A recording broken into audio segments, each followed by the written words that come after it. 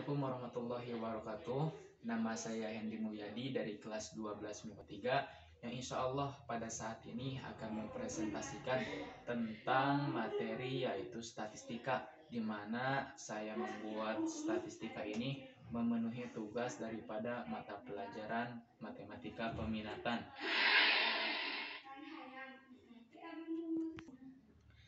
Bismillahirrahmanirrahim. Saya mulai dari sini saja. Dari mulai pengertian statistika, perlu kita ketahui bahwa statistika adalah ilmu yang mempelajari mulai dari mengumpulkan data, mengolah data, dan untuk disusun dan disajikan, kemudian dianalisis dan disimpulkan secara teliti dan benar. Untuk itu, dalam penyajian data statistika bisa dibagi menjadi dua, yaitu yang pertama ada data tunggal dan penyajian data tunggal itu, yang kedua ada data berkelompok. Nah, untuk data berkelompok terbagi menjadi tiga, yaitu ada tabel distribusi frekuensi, dan yang kedua ada histogram dan poligon, yang ketiga frekuensi kumulatif, dan yang data tunggal terbagi menjadi 5 bagian. Yang pertama tabel, yang kedua diagram batang, yang ketiga diagram garis, yang keempat diagram lingkaran, dan yang terakhir diagram batang daun.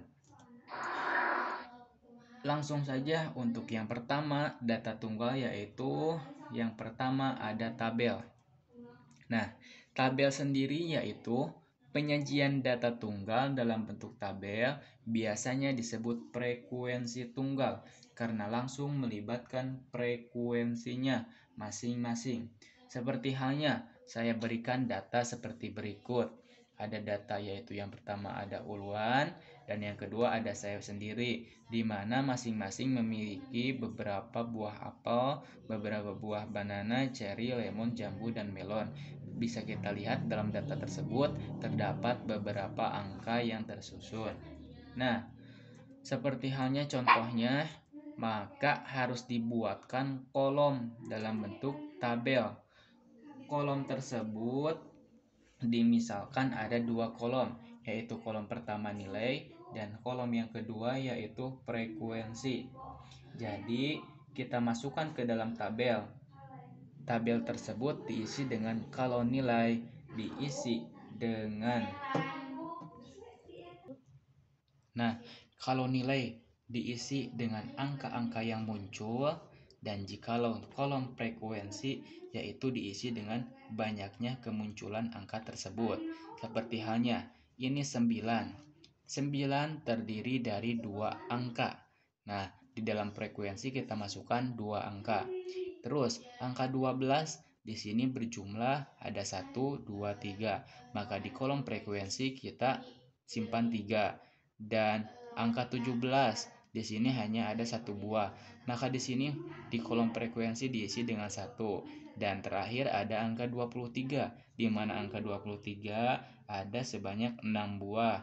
Jadi di frekuensi disimpan 6 buah. Nah, untuk itu dari kesimpulan data tabel yang saya buat yang pertama ini, dengan penyajian data menggunakan tabel, kita tahu dengan pasti frekuensi dari setiap nilai. Misalkan angka 12 ada 3 buah. Jadi kita mengetahui bahwasannya nilai dan frekuensi dapat diketahui dalam tabel frekuensi statistika ini. Dan yang kedua, pada data tunggal ada yang namanya diagram batang. Diagram batang yaitu cara penyajian data dengan menggambarkan dalam bentuk batang atau kotak dalam interval tertentu dalam bidang kartesius. Seperti halnya dapat kita lihat dalam gambar di sini. Nah, biasanya sumbu X menyatakan nilai dan sumbu Y menyatakan frekuensi. Sumbu X di sini dan sumbu Y di sini yang menyatakan frekuensi. Seperti dalam gambar berikut. Nah, tadi ada nilai atau ada diberikan data seperti ini, seperti pada tayangan yang pertama. Nah, jikalau kita memasukkan dalam diagram batang, maka di sini dapat kita ketahui bahwa kolom nilai disimpan di bagian sumbu X, di mana ketika itu kita simpan saja langsung 9 di sumbu X, 12, 17, dan 23. Dan frekuensi bagian sumbu Y kita isi dengan frekuensi jumlah nilai dari angka tersebut. Seperti halnya dapat kita lihat, 9 ada di bagian 2, berarti kita buatkan diagram batangnya atau batangnya setinggi 2, dan berikutnya 12 ada 3 frekuensinya, maka dari itu 12 ada di titik 3, dan berikutnya 17 yaitu frekuensinya ada 1, maka 17 ada di garis ke-1, dan yang terakhir 23 yang paling banyak yaitu berjumlah 6, maka 23 ada di ketinggian 6 di sumbu Y. Maka dari itu dari diagram batang tersebut dapat kita ketahui bahwa diagram batang ini kita bisa lihat semakin tinggi batangnya semakin tinggi dari nilai yang dimaksud. Jadi maksudnya semakin tinggi batangnya maka kita tahu nilainya pun atau frekuensi dari sumbu Y ini akan semakin tinggi. Nah, kita lanjut. Dari data tunggal, yang ketiga yaitu ada diagram garis, di mana diagram garis adalah penyajian data dalam bentuk garis pada bidang kartesius seperti halnya tadi sama. Nah, dalam diagram garis ini, diagram ini dapat digambarkan dalam keadaan berkesinambungan seperti halnya tadi sama. Sumbu X diisi dengan kolom nilai, sedangkan sumbu Y diisi dengan frekuensi.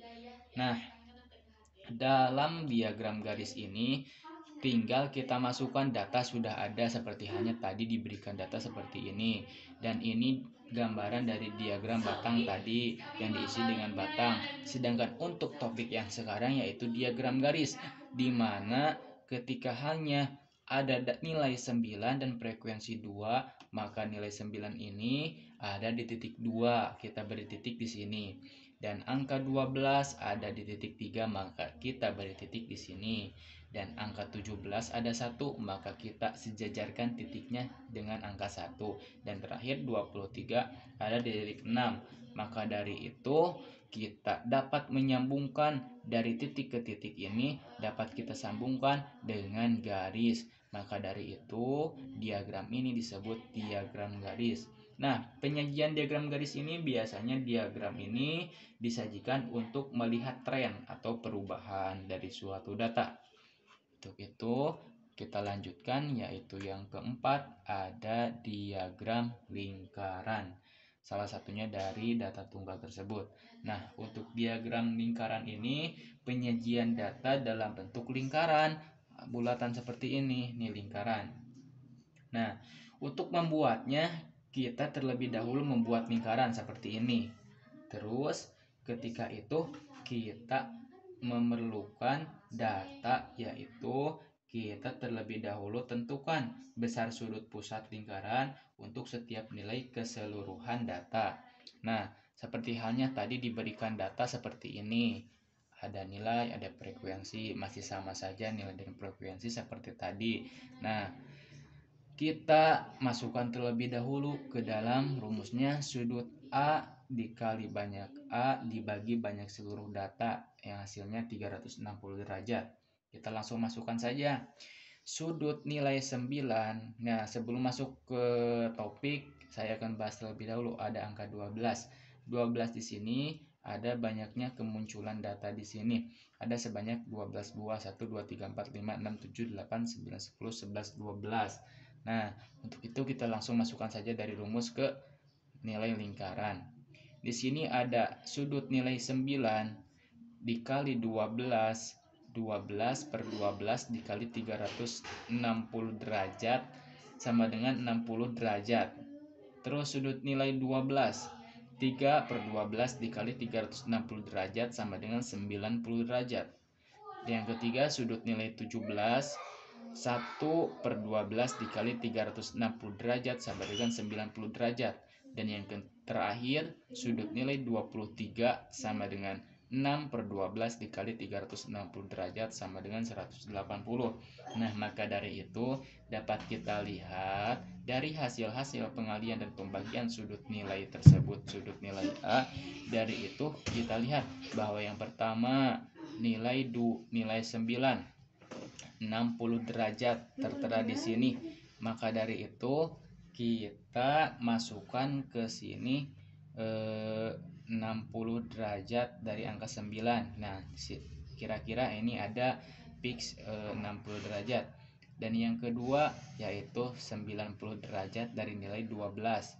Maka dari itu kita di sini buatkan 12 ini di lingkaran 90 derajat.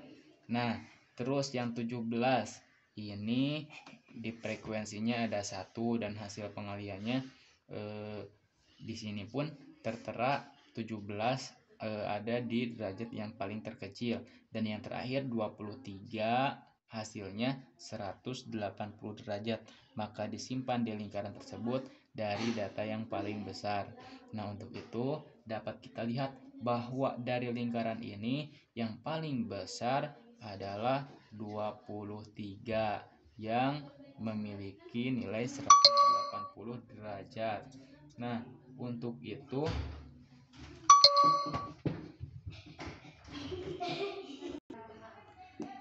ini mirip dengan diagram batang secara visual, tapi lebih kita ketahui bahwa lingkaran ini nilainya dapat kita lihat paling besar adalah 23 yang paling banyak.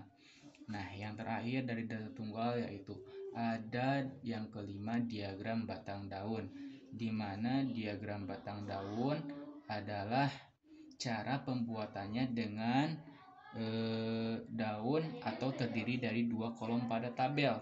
Seperti hanya tadi kan diberikan data seperti ini. Nah, diberikan data atau diberikan tabel 2 kolom. Mohon maaf.